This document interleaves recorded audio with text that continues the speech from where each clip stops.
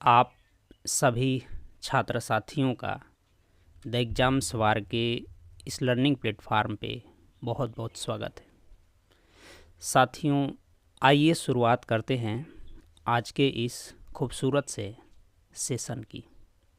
जैसा कि आप देख पा रहे हैं साथियों, हम जिसकी आज चर्चा करने वाले हैं, आज का सब्जेक्ट है आपका साइंस अ लर्निंग जर्नी। और साथियों, जैसा कि यदि आप जुड़े हुए हैं तो आप समझ रहे हैं कि हम लोग के इस लर्निंग जर्नी का मुख्य उद्देश्य क्या है। अंततः हमें साथियों इस तरह की परीक्षाओं को टारगेट करना है और आगे बढ़ना है। तो आइए आज की इस लर्निंग जर्नी में हम साइंस की शुरुआत करते हैं। और साइंस की शुरुआत करने में हमें सबसे पहले यह समझना चाहिए कि आखिर साइंस क्या है, पहला सवाल। और साथियों, जब बात इस सवाल के प्रश्न ढूंढने की आएगी तो इस प्रश्न के जवाब ढूंढने से पहले मैं चाहूँगा कि आप एक छोटी सी कहानी सुने। अब आप सोच रहे होंगे कि ये कहानी क्यों? साथियों, ये कहानी इस साइंस की लर्निंग जर्नी के लिए एक आधार आपके माइंड में सेट करने का काम करेगी। इसलिए इस कहानी से आपको जुड़ना और इस कहानी को ध्यान से सुनना। फिर कहानी के बाद हम बात करेंगे साइंस की, कि साइंस क्या है। तो आइए शुरुआत करते हैं इस कहानी की।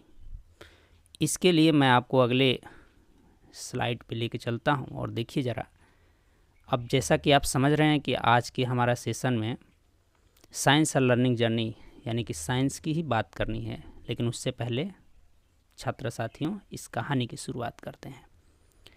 अगर मैं आपको इस कहानी में आगे लेके चलूं तो जैसे जैसे आप आगे बढ़ते हैं साथियों, आप ये हो सकता है कि ये फिगर, इस महान व्यक्तित्व का आपने देखा होगा और हो सकता है कि आपने नाम भी सुना होगा।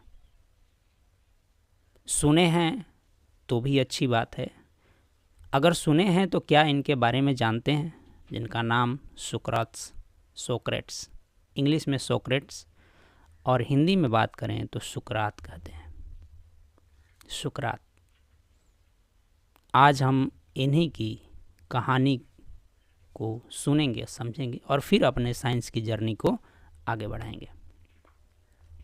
साथियों, ये सुकरात यूरोप बोल रहे हैं, अर्थात यूरोप महाद्वीप के एक देश जिसका नाम एथेंस हुआ करता था, वहाँ पे इनका जन्म होता है। और इनका जन्म समय भी जानना हमारे लिए बहुत महत्वपूर्ण है कि हम किस दौर की बात कर रहे हैं। साथियों, इनका जन्म होता है 400 बीसी के आसपास। और मैं जब आपसे 400 बीसी यानी ईसा मसीह के जन्म से 400 साल पहले की बात कर रहा हूँ, अप्रोक्स उसी के आसपास ये रहे इनका जन्म हुआ। और जब आप 400 बीसी कह रहे हैं साथी, तो आज से अगर हम अप्रोक्स लगभग ये समझने की कोशिश करें कि आज से कितने वर्ष पहले की बात करना चाहते हैं हम, तो 400 ईसा के जन्म के पहले और ईसा के जन्म के बाद अभी हम जिस काल में हैं वो 2024 और 2025 आने वाला है। इसका मतलब कि 2000 वर्ष ये और 400 वर्ष ये, यानी कि अगर मोटे तौर पे देखें तो लगभग 2400 वर्ष पहले की बात। यानी कि यह बालक 2400 वर्ष पहले यूरोप के एक देश एथेंस में जन्म लिया। और ये बालक बेहद ही एक गरीब परिवार में इनका जन्म होता है। और गरीब परिवार होने के कारण ये अपने पुश्तैनी धंधा, शायद मूर्तियों का कुछ व्यापार हुआ करता था इन लोगों का।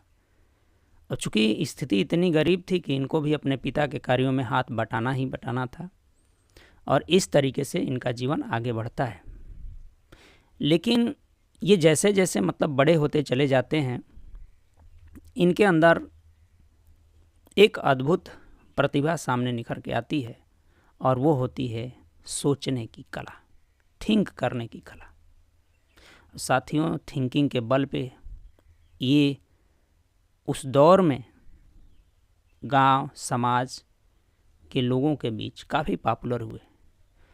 इनका थिंकिंग का एक तरीका था कि ये किसी भी चीज़ के लिए बड़ा क्वेश्चनिंग करते थे।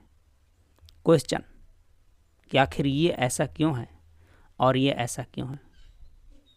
और साथियों, अगर आज के समय में इनकी बात करें तो इनको दुनिया का the wisest man of the world के नाम से जाना जाता है। इन्होंने उस दौर में लोगों के दिमाग में सोचने, समझने, क्वेश्चन करने, किसी भी चीज़ को यूं ही नहीं मान लेना है, तर्क के आधार पे उसका फैसला लेना है, उसको मानना है, उसका निर्णय करना है। सुकरात ने सबके सामने ये बात लाई, और धीरे धीरे इन्होंने एथेंस के जो युवा वर्ग था, जो भी लोग थे, उनके बीच में एक क्रांतिकारी पहल पैदा कर दी, बदलाव की क्रांतिकारी पहल। और साथियों, अगर उस दौर में हम बात करें तो उस दौर में राजाओं का शासन हुआ करता था, राजाओं का। और अगर आप देखें तो उस दौर में राजाओं का शासन हुआ करता था, और धर्म भी अपने बुलंदियों पे था, धार्मिक बातें, धार्मिक मान्यताएं भी अपने बुलंदियों पे थी। और अगर आप देखेंगे उस दौर को, तो उस दौर में राजा और धार्मिक कर्मकांडों में जुड़े हुए लोग एक दूसरे से मिलजुल करके शासन प्रशासन चलाया करते थे। और वो वही दौर था जिस दौर में इस तरह की बातें भी जन समाज में फैली हुई थी कि मैं पैदा हुआ हूँ राजा के घर में, इसलिए मैं राजा हूँ, और तुम पैदा हुए हो एक मज़दूर के घर में, एक बहुत ही मामूली परिवार में, तो तुम वहाँ काम करो। अर्थात जो राजा के घर में पैदा हुआ है, इस तरह की मान्यताएं धर्म और राजाओं के द्वारा फैलाई गई थी कि राजा ने हमें अपना प्रतिनिधि, भगवान ने हमें अपना प्रतिनिधि, ईश्वर ने हमें अपना प्रतिनिधि बना के भेजा है। लेकिन सुकरात इसी बात को तो चैलेंज करते थे, और किसके बल पे? थिंकिंग के बल पे, सोचने के बल पे, प्रश्न करने के बल पे। क्योंकि उसके पहले किसी ने इस तरह का कोई चैलेंज नहीं दिया। बाकी सामान्य पीपुल में ये बात आती ही नहीं थी, वो तो मान ही लिए थे कि भाई हम पैदा ही हुए हैं, हमको राजा ने ऐसा बना के भेजा है, हमको भगवान ने, हमको ईश्वर ने ऐसा बना के भेजा है, और राजा को तो ईश्वर ने बना के भेजा है। लेकिन ये कहते थे कि ऐसी बात नहीं है। ठीक है, इन्होंने प्रश्न के माध्यम से लोगों के अंदर सोचने, समझने, तर्क करने की क्षमता विकसित की। और जैसे ही ये बात आगे बढ़ी, तो जो राजा महाराजा, जो धार्मिक कर्मकांड में जुड़े हुए लोग थे, इनके बातों से उनको बड़ा नुकसान होने वाला था। क्योंकि अब वो जो मलाई चख रहे थे, शायद उस पर आफत आन पड़ने वाली थी। तो उन लोगों ने मिल करके सुकरात पे देशद्रोह का मुकदमा चलाया, और अंततः निर्णय वही होना था सुकरात के विपरीत, और अंततः सुकरात को फांसी की सज़ा सुनाई गई। सुकरात चाहते तो उस समय भी भाग सकते थे जेल से, क्योंकि इनके शिष्यों ने ऐसी व्यवस्था कर दी थी, और शिष्यों ने कहा कि हम लोग व्यवस्था बना दिए हैं, हम लोग को रात रात निकल जाना है जेल से। सुकरात ने कहा नहीं, अगर मैं जेल से भाग जाऊंगा तो मेरा जो विचार है वो भी समाप्त हो जाएगा, लोग हमें भगोड़ा समझने लगेंगे, इसलिए हमारा विचार महत्वपूर्ण है। हम सुकरात हमारा जीवन नहीं, हमारा विचार महत्वपूर्ण है। और यही वो सुकरात थे जो लोगों के अंदर सोचने, समझने और तर्क करने की एक नई कला विकसित किए। और ये कहते थे कि अगर आपको किसी चीज़ का ज्ञान प्राप्त करना है तो ज्ञान ऐसे नहीं प्राप्त होता है। ज्ञान प्राप्त होगा क्वेश्चनिंग से, थिंकिंग से। और इन्होंने जो एक प्रणाली विकसित की जिसे क्वेश्चनिंग मेथड कह सकते हैं या सोक्रेट्स मेथड के नाम से हम लोग जानते हैं। तो इन्होंने नॉलेज का जो तरीका बताया कि हमें थिंकिंग पे बल देना चाहिए, लॉजिकल थिंकिंग पे बल देना चाहिए। साथियों, अभी तक मैंने ये सुकरात की एक ब्रीफ हिस्ट्री, एक ब्रीफ कहानी, स्टोरी आपके सामने रखी है। फिर कभी हम लोग मौका मिलेगा तो सुकरात की कहानी को अच्छे से और एक्सप्लेन करेंगे, लेकिन अभी यहाँ थोड़ा सा ही रहने देते हैं। बस सुकरात के बारे में आप यही जान जाइए कि आज के समय में the wisest man of the world, यानी दुनिया का सबसे बुद्धिमान आदमी का पद भी मिला हुआ है। और ये सुकरात फिर भी यही कहते थे कि मुझे तो कुछ पता नहीं है, मैं कुछ भी नहीं जानता।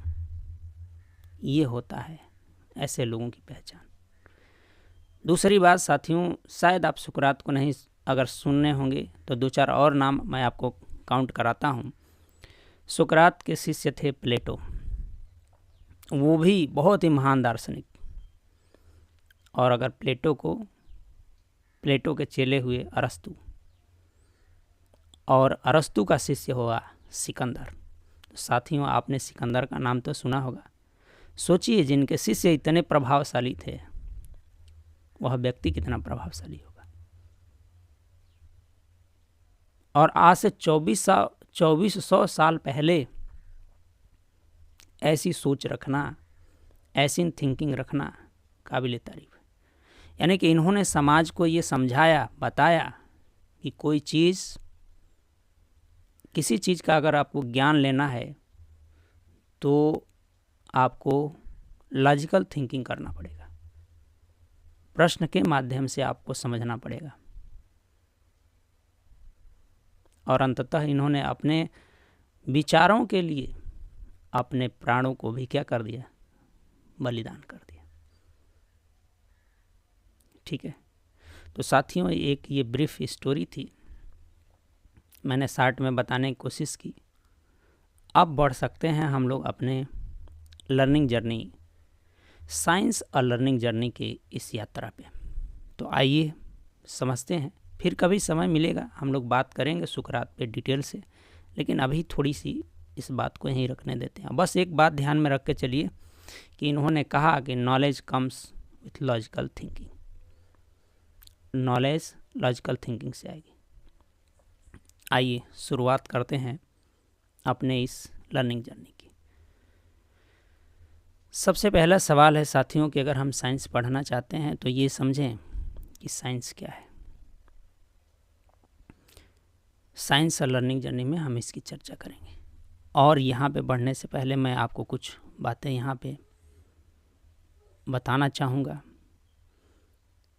कि साथियों, साइंस की शुरुआत होती कैसे है, आखिर साइंस की शुरुआत किस तरह से होती है। तो साथियों, जब आप मनुष्य की बात करेंगे, ह्यूमन की बात करेंगे, तो यह ह्यूमन नेचर है, मनुष्य का नेचर है।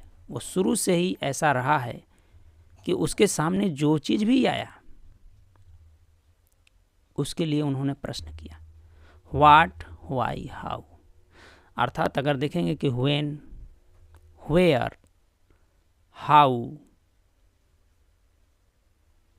एंड व्हाई, कि आखिर ये कोई घटना देखा, कोई वस्तु देखी जो उसके लिए नई थी, तो उसके प्रति उन्होंने सवाल किया कि आखिर ये क्या है, ये क्यों है, ये कैसे हुआ, ये कब। इस तरह के ढेर सारे सवाल मनुष्य के माइंड में आया करते थे। अर्थात जो मनुष्य है, जो मनुष्य का माइंड है, वो जिज्ञासु प्रवृत्ति का है, अर्थात क्यूरियस नेचर का है। और ऐसे प्रश्नों का मनुष्य हमेशा से आंसर ढूंढने की कोशिश की है। अर्थात मनुष्य के अंदर ये उत्सुकता रही है, क्यूरियोसिटी रही है, उत्सुकता रही है किसी भी विषय वस्तु को लेकर के। ठीक है, तो आप समझ रहे होंगे कि ये ऐसे प्रश्नों का जवाब ढूंढना, ऐसे प्रश्नों के बारे में बात करना, हमारे अंदर ये जो जिज्ञासा जगी है, इस जिज्ञासा को शांत करना, उसके लिए हमारा उत्सुक होना, हमारे अंदर जो उत्सुकता का भाव आता है। तो यहाँ पे 2 लाइनें आप समझेंगे कि विज्ञान की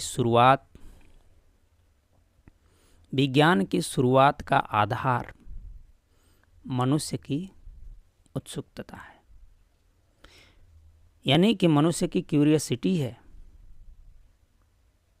अर्थात विज्ञान की शुरुआत ही होती है मनुष्य के अंदर पनपने वाली उस क्यूरियोसिटी से, उत्सुकता से।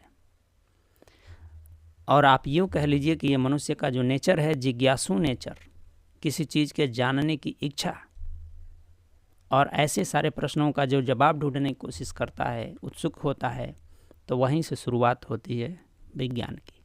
तो इस लाइन को याद रखेंगे साथियों कि विज्ञान की शुरुआत का आधार मनुष्य की उत्सुकता है, क्यूरियोसिटी है।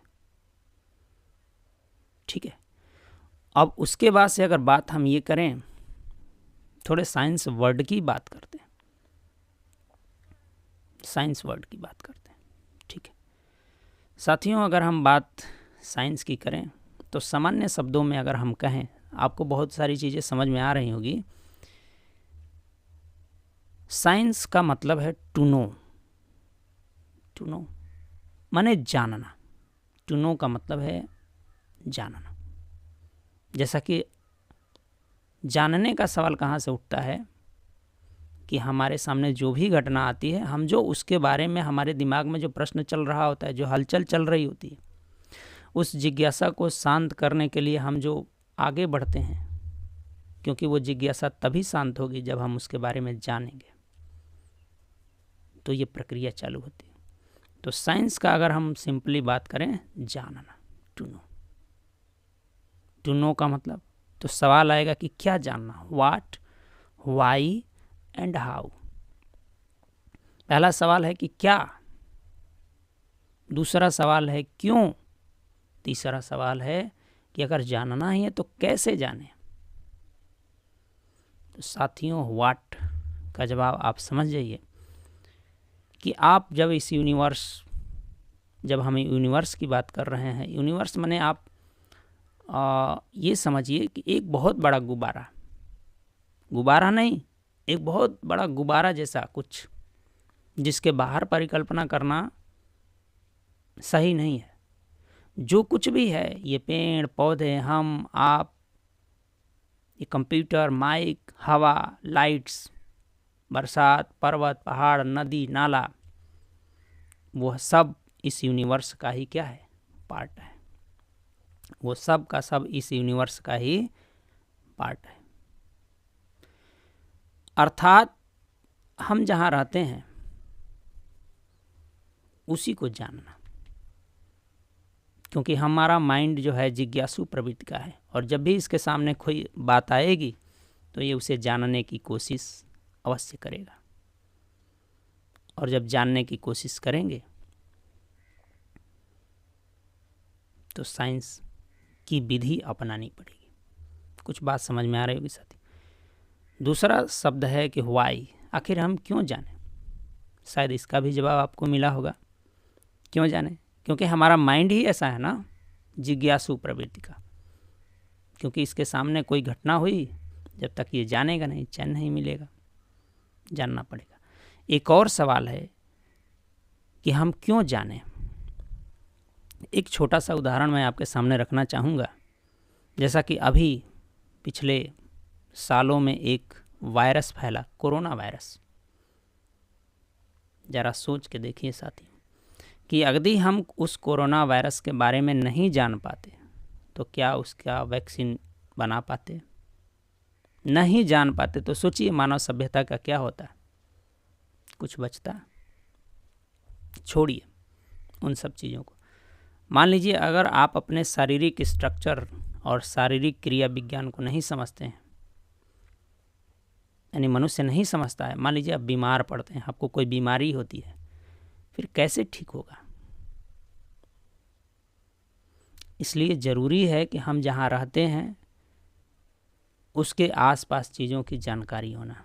और एक और उदाहरण साथियों, मान लीजिए आप एक ऐसे शहर में जाते हैं जो बिल्कुल शहर आपके लिए क्या है? अनजान है।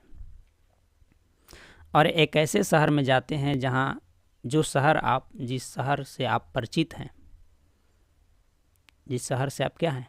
परिचित हैं। मैं आपसे एक ही सवाल पूछूंगा कि किस शहर में सरवाइव करना आपके लिए सुविधाजनक होगा? ऐसी जगह जाना जहाँ सब कुछ आपके लिए अपरिचित है, या ऐसी जगह जाना या ऐसी जगह सरवाइव करना जहाँ पे आप बहुत सारी चीज़ों को जानते हैं? सब कुछ तो नहीं जानते हैं, लेकिन मैक्सिमम चीज़ों को जानते हैं। कहाँ आप कंफर्टेबल सरवाइव करेंगे? बिल्कुल जवाब सही है, आप वहाँ ज़्यादा कंफर्टेबल फील करेंगे जहाँ आप सारी चीज़ों के मैक्सिमम चीज़ों के बारे में जानते हैं। ठीक उसी प्रकार से ये यूनिवर्स हमारे लिए क्या है? एक जगह ही तो है। और यदि हम इस जगह के बारे में नहीं जानते हैं, मैक्सिमम चीज़ों के बारे में नहीं जानते हैं, तो हमारा सरवाइव करना बड़ा कठिन होगा, कंफर्टेबल नहीं होगा। तो एक तो ये है कि हमें जानना ही पड़ेगा कि हमारे आसपास के लोग, हमारे आसपास का नेचर, हमारे आसपास के जीवा जंतु किस नेचर के हैं, कौन खतरनाक है, कौन बेनिफिशियल है, किस चीज़ को हम खा सकते हैं, किस चीज़ को हम नहीं खा सकते हैं। और ये जानने से हमारा जो ये लाइफ है ये कंफर्टेबल होगा।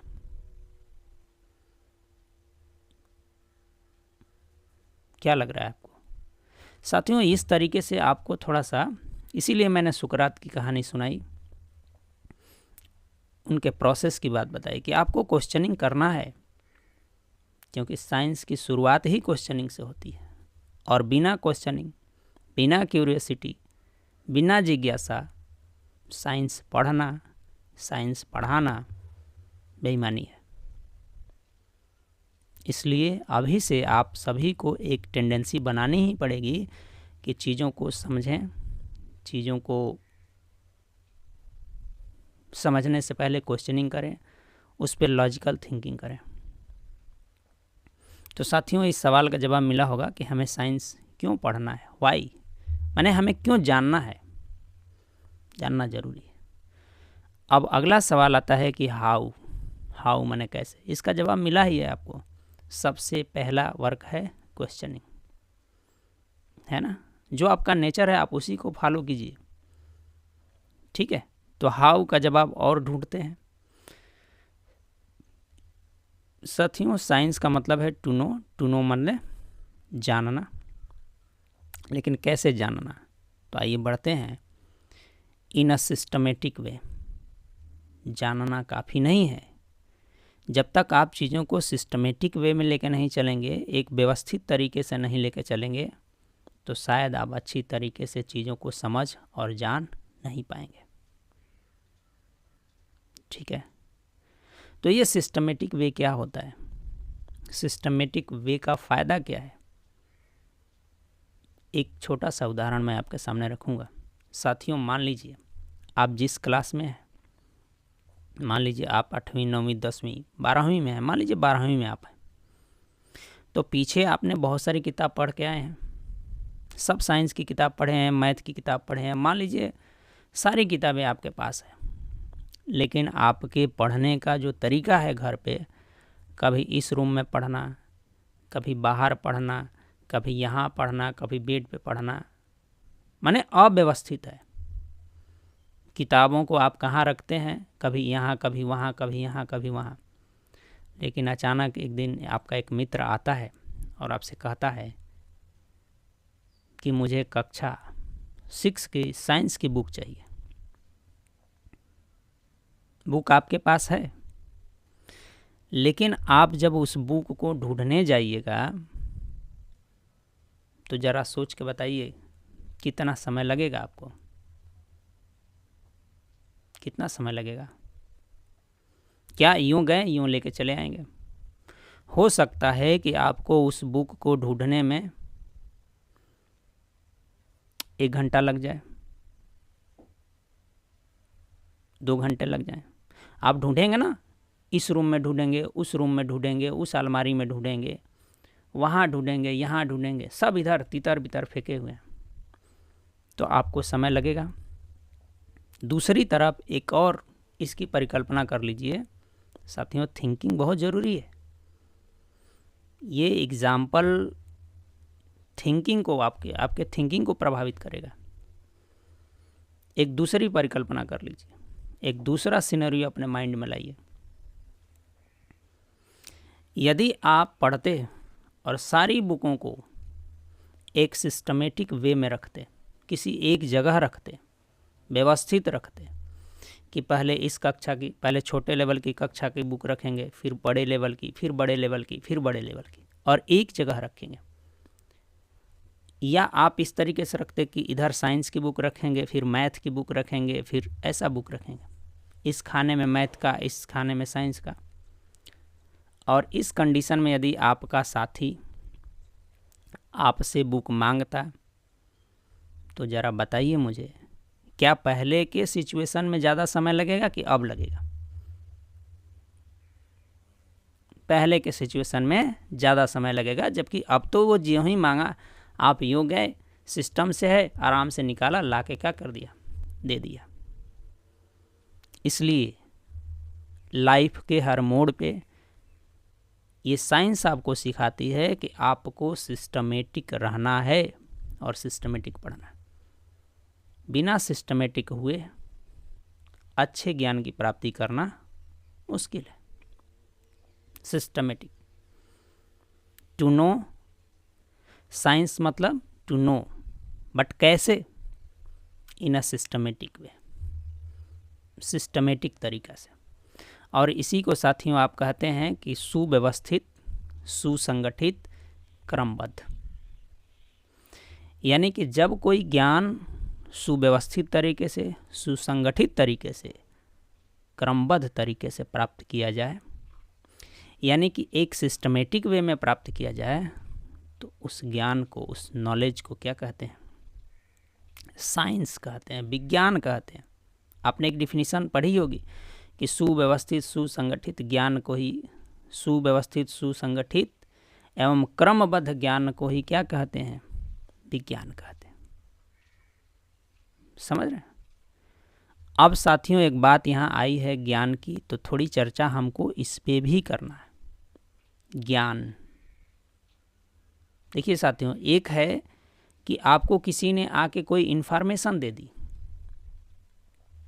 कि ये चीज़ है, तो अगर आप उसके बताई हुई बात को यूं ही मान लिया, उस पे ना कोई तर्क किया, ना सोचा, ना समझा, और आज के सोशल मीडिया के एज में बहुत सारी भ्रामक चीज़ें आपके पास से गुजर रही हैं, और अगर आप उसको बिना सोचे विचारे, बिना तर्क किए, बिना लॉजिक्स का मान लेते हैं, तो कई बार वो आपको बहुत ज़्यादा नुकसान पहुंचा सकती है, और आपको ही नहीं, इस पूरे समाज को भी नुकसान पहुंचा सकती है।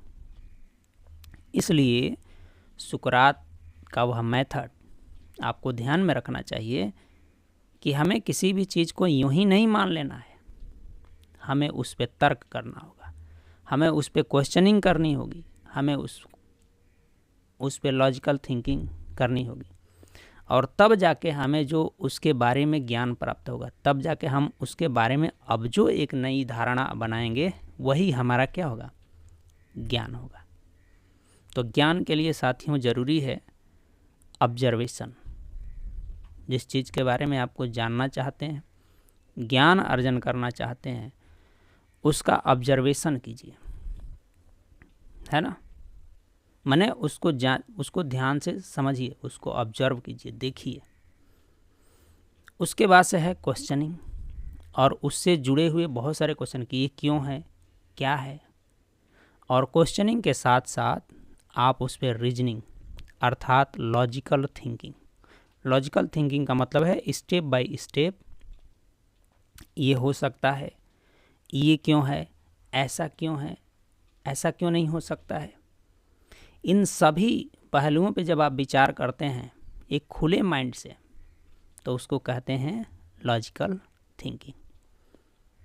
जैसे एक कहानी अगर मैं आपके सामने सुनाऊं, जैसे अगर आप ग्रामीण क्षेत्र से बिलोंग करते हैं तो अक्सर सुना होगा अपने बड़ों से, अपने आसपास के लोगों से कि उस वृक्ष के पास मत जाना। ज़्यादातर नाम पीपल के वृक्ष का लिया जाता है कि उस पीपल के वृक्ष के पास मत जाना।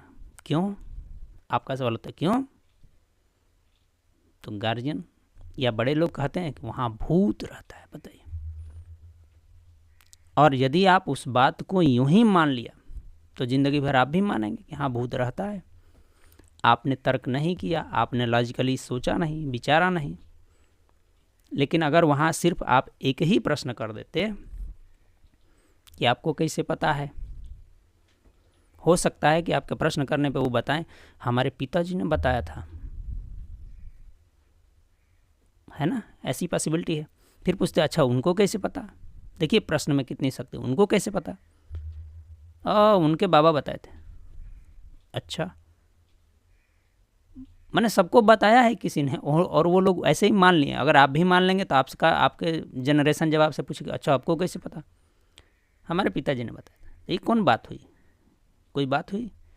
एक और सवाल यदि आप कर देते कि आखिर मान लीजिए कि हम मनुष्य हैं, पेड़ पौधे हैं, जानवर है, सब आदमी किसी न किसी दिन तो मरता है, ख़त्म होता है, नष्ट होता है। तो हमारे बाबा के बाबा चले गए, सब चले गए, है ना, का वो भूतवा मरेगा कि नहीं मरेगा? वो भी मरेगा ना। तो कब मरेगा भाई? सब हमारे बाबा दादा परदादा पता न कितना पीढ़ी मर गया और वो अभी तक है। तो आपको जवाब मिलेगा। लॉजिकल थिंकिंग आपको ज्ञान की प्राप्ति कराएगी कि वास्तविकता क्या है, सच्चाई से आप रूबरू होंगे। इसलिए साथियों, अगर आपको नॉलेज गेन करना है तो ऑब्जर्वेशन, क्वेश्चनिंग, रीजनिंग और लॉजिकल थिंकिंग नीड है। कहने का मतलब है कि किसी की कही हुई बात को यूं ही नहीं मान लीजिए, आप भी अपना दिमाग लगाइए, ऑब्जर्व कीजिए, रीजनिंग का प्रयोग कीजिए और तब चीज़ों को एक्सेप्ट कीजिए। सुकरात ने यही समझाया और वही साइंस समझ सकते हैं कि आप किसी की कही हुई बात को क्यों माने। आपके पास भी दिमाग है, लॉजिक्स लगाइए, थिंक कीजिए, प्रश्न कीजिए। प्रश्न कीजिए ना, जितना ज़्यादा प्रश्न करेंगे उसके बारे में उतना गहराई तक आप पहुँचेंगे, और जितना गहराई तक पहुँचेंगे उतना ही आपको उसका नॉलेज होगा। जैसे साइंस का एक कंसेप्ट मैं आपके सामने लेता हूँ। कभी किसी ने सोचा होगा कि आखिर ये सब बना कैसे है, धरती है, आकाश है, पिंड है, बड़ा से बड़ा बना है, छोटा से छोटा बना है। तो बहुत सारे लोग सोचते सोचते एक ऋषि हुए, भारत के ऋषि हुए महर्षि कणाद। उन्होंने कहा कि ब्रह्मांड की जितनी भी चीज़ें हैं ना वो छोटे छोटे कणों से मिलकर बनी, जिन्हें उन्होंने अणु और परमाणु कहा, इस तरीके से। और फिर जैसे ही उनके आगे रिसर्च हुआ तो आज तो तमाम प्रकार की बातें हम जानते हैं। समझ रहे हैं? तो क्वेश्चनिंग करना और अपने जिज्ञासा को बनाए रखना, उत्सुकता को बनाए रखना, ये आपके इस साइंस की जर्नी को फ्रूटफुल बनाएगी, बहुत ही महत्वपूर्ण बनाएगी, और आपको एंजॉय भी आएगा, आनंद भी आएगा, आप एंजॉय करेंगे। ठीक है साथियों, मैं उम्मीद कर रहा हूँ कि आपको साइंस का मतलब कुछ समझ में आया होगा, कुछ अंडरस्टैंडिंग बनी होगी। साइंस का मतलब है टू नो, टू नो का मतलब है जानना। ठीक है, लेकिन जब आप आगे बढ़ते हैं, थोड़ा आगे अगर आप बढ़ें, तो अगर मैं आपको यहाँ थोड़ी और चीज़ों को बताने और समझाने की कोशिश करूँ कि आपको अब साइंस में कैसे बढ़ना है, ठीक है। अगर आप साइंस को देखेंगे, ज़रा मैं आपको लिख के बताता हूँ कि अगर आप साइंस को फर्दर क्लासीफाई करेंगे तो साइंस को मुख्यतः अगर देखें तो 2 भागों में बांट सकते हैं, और थोड़ा सा और आगे बढ़े ना तो साइंस को स्टडी करने के 3 तरीके।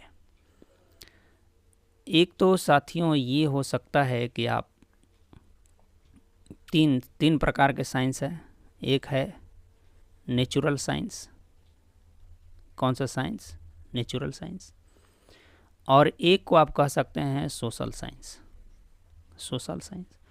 और एक है, एक ब्रीफ इंट्रोडक्शन आपको देता हूँ, फॉर्मल साइंस। नेचुरल साइंस में हम क्या करते हैं? नेचर माने प्रकृति, यानी कि जो प्राकृतिक नियम है, प्रकृति में घटने वाली घटनाएं हैं, उनका अध्ययन करते हैं।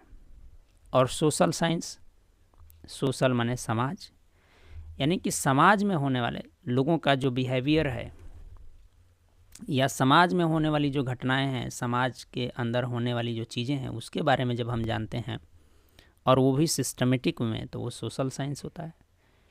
फॉर्मल साइंस जैसे मैथ्स सब्जेक्ट हो गया, रीजनिंग सब्जेक्ट हो गया, जो लॉजिकल सब्जेक्ट्स हैं, उसका स्टडी हम फॉर्मल साइंस में करते हैं।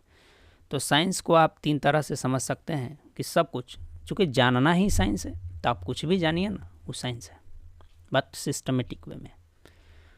तो हम बांट सकते हैं कि चलो हम नेचर के बारे में जानने की कोशिश करते हैं, फिर हम सोच सकते हैं कि अच्छा समाज के बारे में जानने की कोशिश करते हैं, अच्छा फिर सोच सकते हैं कि चलो जो भी मैथ और लॉजिकल है इनके बारे में जानने। समाज के बारे में भी जानना महत्वपूर्ण है साथियों, क्योंकि आपको पता होना चाहिए कि आपके अगल बगल का इंसान का बिहेवियर किस तरीके से परिवर्तित होता है ना। कहाँ कोई आदमी ज़्यादा गाली देता है, कहाँ कोई आदमी ज़्यादा झगड़ा करता है, कहाँ कोई आदमी शांत रहता है, यह भी तो जानना ज़रूरी है। और आप जितना ही आप अपने समाज को, अपने नेचर को, अपने आसपास की चीज़ों को जानेंगे, आपका जो लाइफ है वो कंफर्टेबल होगा, ठीक है। तो इस प्रकार से साथियों आप समझ रहे होंगे कि साइंस का मतलब है टू नो, जानना। किस तरीके से जानना? इन अ सिस्टमेटिक वे। क्यों जानना, क्या जानना, कैसे जानना, हमने इस पे चर्चा की। और बहुत ही खूबसूरत से एक स्टोरी के साथ, सुकरात की एक ब्रीफ कहानी। अभी तो उसकी मैंने जीवनी बहुत ज़्यादा नहीं बताई, लेकिन फिर कभी आगे के सेशन में हम लोग मिलेंगे, इन पे चर्चा होगी, समय समय पे हम उनका जिक्र करेंगे। और साथियों मैं उम्मीद करता हूँ कि आपको ये सारी बातें समझ में आ रही होगी, और यदि आ रही है तो इन बातों को अपने ध्यान में रखिए और इस लर्निंग जर्नी से आप जुड़िए, अपने साथियों को जोड़िए और हम लोग एक बेहतरीन बेस बनाते हुए आगे बढ़ें। एकदम एनालिटिकल पावर को इम्प्रूव करते हुए हमें आगे बढ़ना है। और इस साइंस की जर्नी में जैसा कि आप देख पा रहे हैं, हम लोगों ने स्टार्ट की है पहले फॉर क्लास 5 to 8th के स्टूडेंटों को, और ये जर्नी धीरे धीरे आगे बढ़ेगी 9th to 12th के स्टूडेंटों के लिए भी चीज़ें आएंगी। इसलिए इस जर्नी का मकसद ही है आपके अंदर लॉजिकल एनालिटिकल अप्रोच डेवलप करना। तो मैं उम्मीद करता हूँ कि आप सभी छात्र साथियों को आज का ये सेशन एक बेहतरीन बेस, सोचने का नज़रिया, एक बेहतरीन सोचने का नज़रिया आपके अंदर डेवलप करेगा। साथियों मैं चाहूँगा कि अगर एक बार में ये बातें अगर आपके दिमाग में नहीं बैठती हैं तो एक दो बार और देखिए वीडियो को, और फिर भी आपके दिमाग में कोई क्वेरी है, कोई क्वेश्चन है, सबसे पहले तो आप उन क्वेश्चनों को खुद से सॉल्व करने की कोशिश कीजिए। और अगर व्यवस्थाएं जटिल हैं तो आप अपने मित्रों से क्वेश्चन के माध्यम से किसी भी बात पे डिस्कस कीजिए, क्योंकि डिस्कशन बहुत ज़रूरी है। आपसे नहीं आया समझ में, आप अपने मित्रों के साथ डिस्कशन कीजिए। फिर भी अगर दिक्कत है तो आप मुझसे डिस्कस कीजिए, हम सब मिल कर डिस्कस करते हैं, क्योंकि ये वो डिस्कशन ही है, वो क्वेश्चनिंग ही है जो आपको इस जर्नी में आगे बढ़ाएगी, एंजॉयफुल तरीके से आगे बढ़ाएगी। चीज़ों को रटना नहीं है साथी, चीज़ों को सीखना है और अपने सोचने समझने का जो नज़रिया है, जो लॉजिक है, उसको भी बदलना है, उसको भी बेहतर करना है। ठीक है, तो साथियों अब तक मेरे साथ बने रहने के लिए आप सभी का बहुत बहुत धन्यवाद। मिलते हैं अगले सेशन में। धन्यवाद।